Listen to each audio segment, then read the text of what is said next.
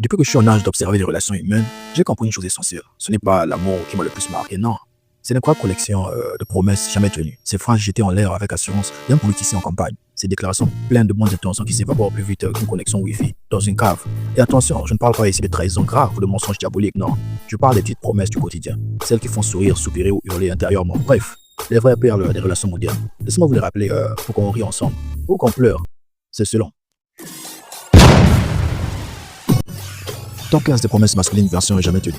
Je t'appelle demain. Traduction réelle, peut-être dans 3 semaines, si je trouve ton numéro. Renseignement pris, il n'a pas changé de métier pour devenir agent secret. Il est juste distrait ou lâche. Et je vais changer promis, surtout concernant ces fameuses chaussures sales qui vivent leur meilleure vie sous le lit. Spoiler. Elles finiront par évoluer en forme de vie autonome. Ce soir, je ne touche pas la console. Sauf qu'un nouveau FIFA est sorti, et c'est juste pour tester vite fait. 3 heures plus tard, il discute la finale de la Ligue des Champions virtuelle.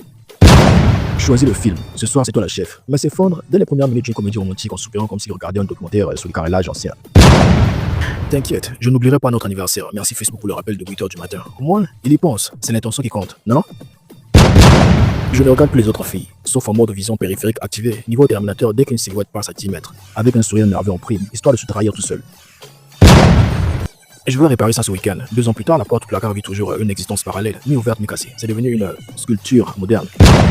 Cette copine, juste une amie, tellement juste une amie qui la mentionne plus souvent que sa propre sœur. Suspicion légitime, activée. J'arrête la bière, la clope, la malbouffe. Uber Eats sonne 20 minutes later, après cette noble résolution. Dans le sac, burger, frites et bière artisanale. Je ne renfle pas. Les murs, eux, confirment l'inverse chaque nuit. Les voisins aussi. Je vais t'aider à faire le ménage. Tiens l'aspirateur 4 minutes chrono avant de déclarer un épuisement mystérieux. Record du monde de la flemme domestique, battu.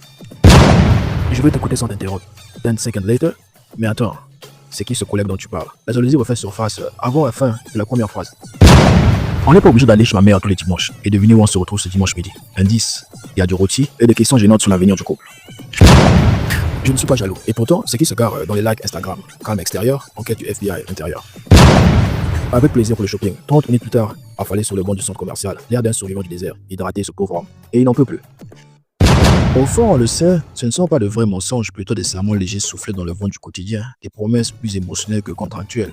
Parce que l'homme comme la femme reste humain, il veut faire plaisir, éviter le conflit ou juste retarder l'inévitable.